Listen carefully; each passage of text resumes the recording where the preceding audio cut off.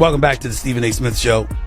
Before I get on out of here, I had to talk about a story that's very, very important. And albeit indirectly, it involves Caitlin Clark. The basketball world's golden girl has stopped talking, but the den around her is overwhelming. We are no longer only discussing a roster snub. We are seeing the active demolition of the greatest marketing potential in sports history, and it may be permanent. According to the strongest voice in sports media, the WNBA elite is afraid to acknowledge a narrative that Stephen A. Smith has just strengthened. It goes beyond just benching Caitlin Clark. She has essentially given up on a system that obviously did not want her in the first place. The media attempted to convince us for months that this had to do with basketball standards. They explained that it has to do with paying dues, seniority, and chemistry. However, you discover something even more repulsive when you remove the layers of neatly crafted news releases and PR statements. You discover a tale of animosity, gatekeeping, and a degree of small-minded envy that has made basketball a battlefield. If you appreciate this content, consider giving this video a like and subscribing to the channel. Believe it or not, more than 83% of viewers haven't subscribed yet. It's free and only takes a second, but it means the world to us. So, did you subscribe already? Great. Thank you so much for your support. Now, back to the video. Stephen A. Smith was not only critical of the choice. He revealed the rot at its center. He claimed that Clark is well aware of the situation and that her targeting is due to her importance rather than her lack of quality. Even if the Indiana Fever managed to make a comeback, Clark has reportedly locked that door, according to rumors that are now going viral. She has given up looking for approval from a group of people who have been attempting to physically and psychologically harm her for the last 6 months. Why would America's most beloved athlete leave the international arena? What was it that everyone else overlooked but Stephen A. Smith saw? And is this the moment when women's basketball's elite finally slaughtered their own golden goose? The tale of Caitlin Clark's basketball departure is going to reveal a dark side of professional athletics that nobody wants you to see. So, fasten your seatbelt. We must go back to the time the news broke in order to comprehend why Stephen A. Smith is going to burn in hell that a typical roster announcement was a plan. These lists often appear. The news cycle shifts in a day after few fans lament a snub. This was not like the others. This was an earthquake of culture. Caitlin Clark, who was selling full venues that had been vacant for 10 years on her own, was left off the Indiana Fever when the leaks began to surface. Confusion was hardly the only response. It was fury. The selecting committee's formal justification was, at best, tenuous. They discussed their experiences. They discussed how joining the core group requires a 3-year commitment. On paper, everything made sense, but it disregarded what was really going on in the real world. Michael Jordan is a rookie, therefore you do not leave him at home. Tiger Woods has not paid his dues. Therefore, you do not leave him in the clubhouse. You put the most talented people on the aircraft. This is the gloomy part of the narrative. However, insiders started disclosing that this was not a mistake. It was a message. There were worries about how the veterans would respond to Clark's presence. According to those close to the selection process, they were concerned about the circus she would bring. In essence, they were concerned that the legends who believed this was their team would have their egos bruised by the arrival of a rookie superstar. This was not a basketball choice. It included controlling emotions. They put the veterans' comfort ahead of the game's development. And Stephen A. Smith drew the line in the sand precisely there. However, his subsequent remarks went beyond just criticizing committee. The accusation was sabotage. Stephen A. Smith, renowned for his scathing opinions, responded to Clark's rejection in a way that seemed different. It was personal. He essentially referred to the decision as idiotic on national television. However, it went beyond simple name-calling. He dismantled the sports establishment in a manner that exposed what he viewed as the committee's ineptitude. He made a straightforward case. Basketball is a worldwide spectacle. Every 4 years, casual fans tune in to watch sports they might otherwise ignore. For many years, women's basketball has struggled to attract fans. Then, all of a sudden, one player begins attracting millions of viewers. According to Smith, leaving that player at home was a marketing catastrophe. She was drawing audiences that normally would not watch regular season games. He emphasized that winning titles is not the only goal of the Indiana Fever. No matter who is on the roster, they are already successful. Smith argued that the real objective should have been to grow the game and expand the brand. Smith said that by excluding Clark, the sports gatekeepers demonstrated that their own hierarchy was more important to them than the league's overall prosperity. He implied that there was a level of poor decision-making at the top that was difficult to understand without questioning the motives behind it. They did not merely miss an opportunity. They turned one down. Additionally, Smith claimed that Clark would not forget the disrespect. He suggested that Clark's camp was keeping track of everyone who remained silent and that some relationships may already have been damaged. We must discuss the J word, jealousy. If we are to be truthful about why Caitlin Clark is not a member of the Indiana Fever, the WNBA fervently wants to avoid this storyline, but it is the only one that makes sense to go back in time to before Clark had played a single professional minute. They were already firing the warning shots. Legends of the game, women who stand atop the sport's Mount Rushmore, made remarks that seemed oddly antagonistic point one of the greatest of all time. Diana Taurasi famously declared, "Reality is coming for Clark." It sounded like a warning. It sounded menacing. Then there was another legend, Cheryl Swoops, who questioned Clark's college statistics and claimed that her dominance stemmed exclusively from taking 40 shots per game. Why were these legends under such pressure? Why were they attempting to downplay a 22-year-old achievements before she had even taken the court? According to the theory that Stephen A. Smith has hinted at, the old guard is upset about the attention Clark is receiving. They performed in gyms that were empty. They flew on commercial airlines for modest pay and far less recognition.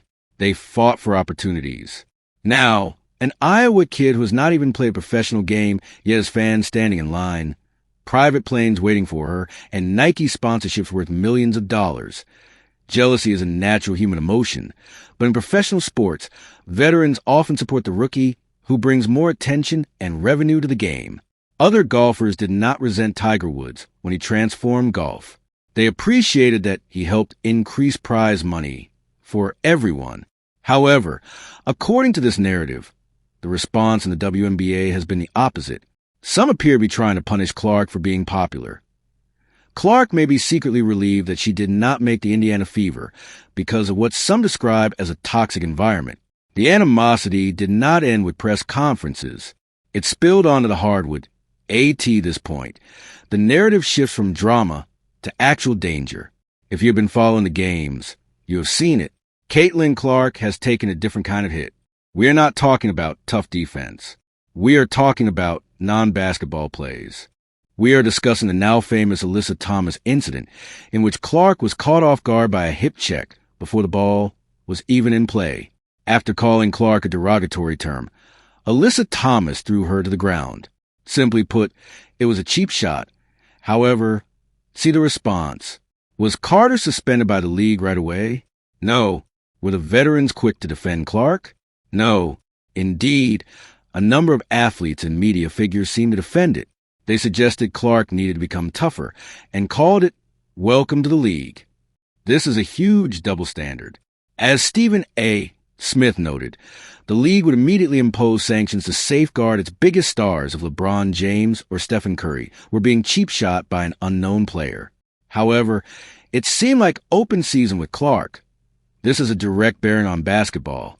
Why would Caitlin Clark want to go abroad for a month with teammates who either took part in the bullying or simply watched it happen? The women who have been making her life difficult for the last 3 months make up the Indiana Fever. There is no longer any trust. People who appear to want you to fail cannot foster a positive team environment. This leads us to the rumor of the soft quit, which is the most combustible aspect of the present scenario. There were rumors after the roster announcement that Clark would get a different slot from the Indiana Fever. She would essentially be ready to step in if there was an injury. It was presented as a consolation prize, a way of saying, we still appreciate you, without actually putting her on the main roster. However, others familiar with the matter said that Clark had no desire to serve as a fallback option. According to rumors, she firmly but politely said that she was not interested in waiting in the wings if she was not considered good enough for the main roster. The soft quit is this. There was no news conference from Clark. She did not act out. She simply withdrew her availability in silence. Recent remarks by Stephen A. Smith have been interpreted by some as supporting this view. He suggested that Clark has become aware of her own influence. Right now, she is the WNBA's biggest draw. The Indiana Fever are not necessary for her to build her brand. She was necessary for the Indiana Fever to construct theirs. She is essentially saying, "You created your bed. Now sleep in it," by leaving and taking a month off to relax. This is a boss move. Additionally, the establishment is furious because they thought she would beg. They anticipated that she would be appreciative of leftovers. Rather, she is on vacation while they perform in front of television viewers that are probably only half as large as they might have been. Since statistics do not lie, let us speak about them. The Clark effect is measurable and genuine. Caitlin Clark's games are attracting more viewers than the WNBA has seen in 20 years. In comparison to games without her, we are talking about a 300% to 400% rise in ratings. The stadia are full when Clark performs. They have to relocate the games to larger NBA venues when she visits other teams in order to accommodate the throng. She is the league's walking stimulus package. Stephen A. Smith made this idea quite clear. Basketball is a product of television. The rights to broadcast these games cost NBC millions of dollars. They're looking for ratings. The committee effectively lit money on fire by abandoning Clark at home. Here, the retaliation is passive. There is nothing that Clark needs to do. All she needs to do is sit at home. The argument will be shown when the ratings for the basketball games are much lower than those of a typical Indiana Fever regular season game that TV will broadcast a retaliation. Instead, millions of individuals who would have watched will be engaged in other activities. The choice is extremely difficult because of these financial realities. It is not just a sporting choice. It is a poor business choice. Furthermore, losing money is often the one transgression that results in termination in professional sports industry. We must deal with the culture that made this possible. Fans are increasingly claiming that the WNBA has an issue with cruel girls. It is a clique. This sorority requires initiation, which is a harsh process. The league has been a close-knit group for many years. Everybody knows each other. In the off-season, they play together abroad. They are struggling together. Clark is a symbol of something fresh. She stands for the majority. She is an example of a casual fan. Additionally, it seems that insiders despise casual fans. It is visible on social media. WNBA purists are upset that Clark is the only thing that new fans are interested in. They tweet statements like, "We have been here for years." Encourage the other players as well. Although the delivery is nasty, the argument is valid. They are reprimanding the newcomers rather than embracing them. This mindset is lethal for a sports league. According to Stephen A. Smith, instead of verifying new fan credentials at the entrance, you need to be welcoming them with open arms. The committee perpetuated this us versus them mindset by omitting Clark. They made it clear that they would rather maintain their tiny exclusive group than see a huge, inclusive surge in popularity. By all accounts, Clark has been courteous. She commends her rivals. She spends hours signing autographs. She takes the high road. But the more professional she appears, the more the league's mean girl vibe seems to intensify. Neutral onlookers are becoming hostile to the league's veterans as a result of this unsettling situation. Stephen A. Smith has mentioned another aspect of this, which is a corporate perspective. Caitlin Clark is a Nike athlete. Nike is a major sponsor of the Indiana Fever. The shoe corporations often have a significant impact on these rosters. They want their greatest celebrities to sell trainers on TV that asks, "Oh, why didn't Nike intervene? Why didn't they compel the committee to act?" There are rumors that even Nike was unable to overcome the selection committee's internal intrigues. Perhaps more intriguingly, there are rumors that Nike took sides. Additionally, they fund veteran athletes. Perhaps they did not want to disrupt their well-established roster.